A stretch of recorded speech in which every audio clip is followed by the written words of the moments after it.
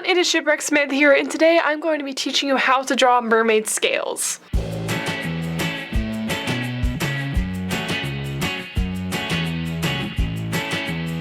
A lot of people think that it's pretty easy to draw scales, and in some ways they are, but there is a little more to it that I'd like to share with you guys today. So I'm first going to start off with showing what most people do when they draw scales, and that is just doing half circles without really a rhyme or reason. They just keep going. They think it doesn't really matter because they're scales, right? So why bother? And though this is okay, I'm going to show you a couple of different ways you can do scales that will look much better. If you did scales this way for, say, an entire mermaid tail, and say it's curved this way, so here's the tail, and this is how you do the scales all the way down. What happens when you come to this curve? You just keep coming straight down? That doesn't look right, right? It looks weird. So I'm going to talk about how scales don't stay perfectly aligned like this. They shift and they move.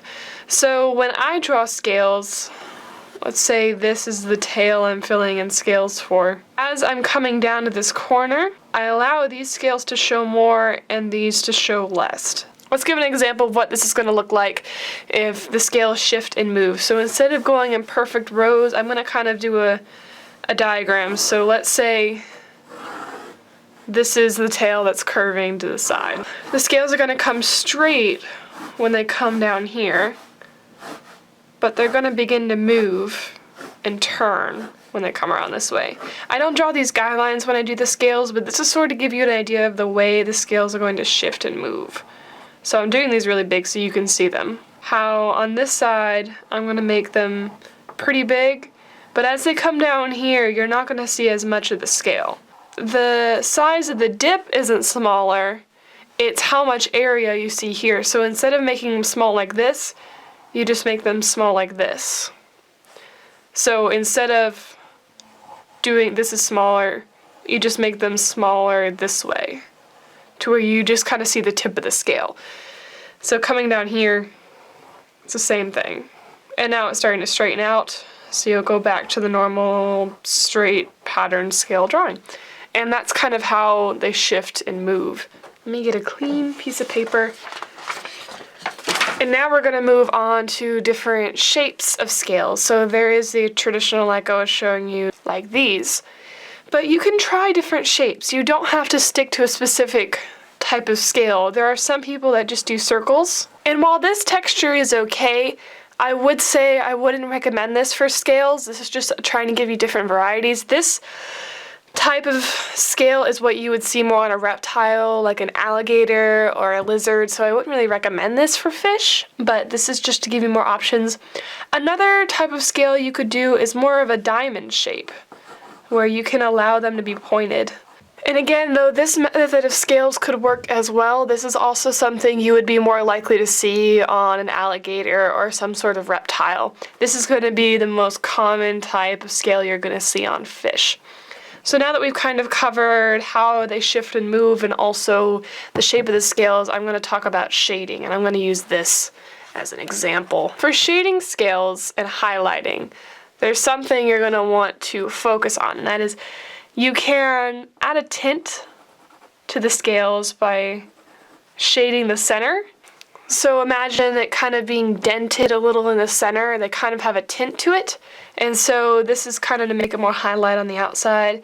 There's also where you can do a little shading on the underside of each scale, like that. So it already adds some more dimension. Now I will say with highlights, if you're going to do highlighting on scales, don't highlight every single one the same way, because light does not hit these all the same way and all evenly. You're going to have a variety in the spacing of the scales, so maybe some have more shading than others because they're on the darker side, and so it's facing this way and there's more shadow.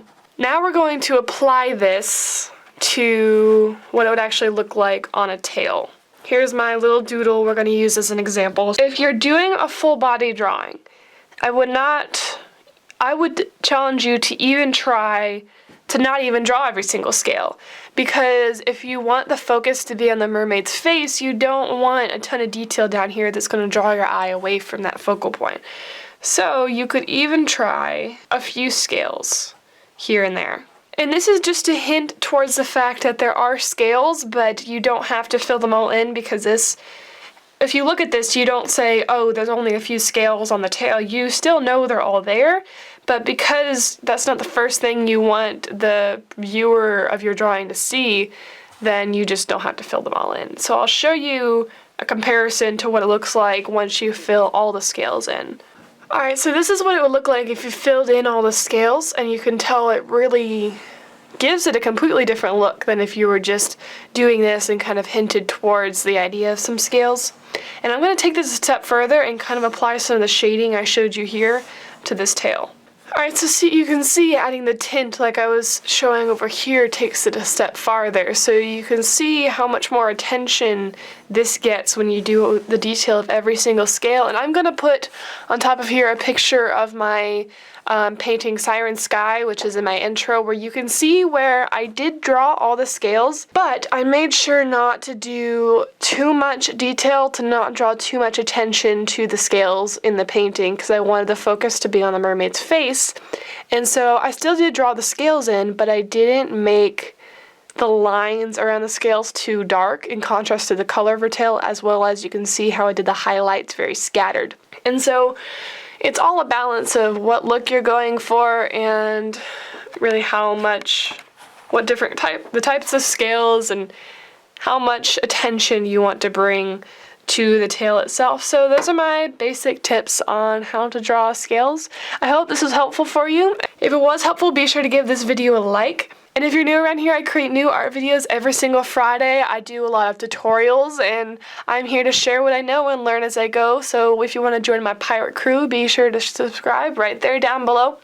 I have a new video here every Friday for you guys. That is all I have for you today, so I will see you guys next Friday.